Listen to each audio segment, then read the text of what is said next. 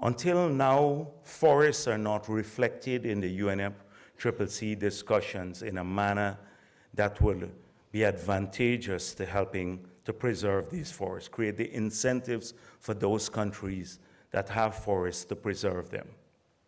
Secondly, I think the world still believes that you can preserve forests by philanthropy.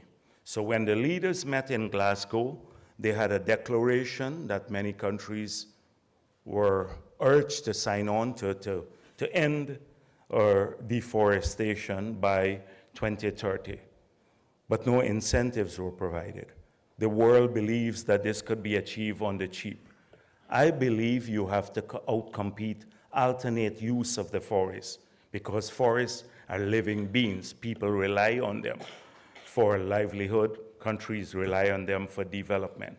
And the only way you can preserve them in the long run is to outcompete the alternate use of these forests.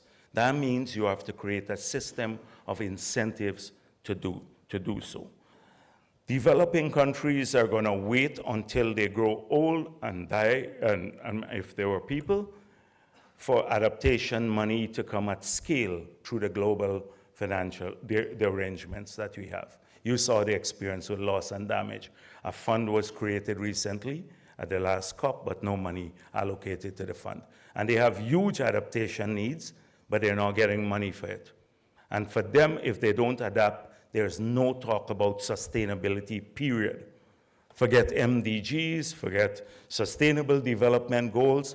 If a single hurricane would wipe out the equivalent of 50 years of accumulated GDP, you know, and they don't know what will happen in the next hurricane season, you can't talk about any form of sustainability. Sustainability for them means adaptation.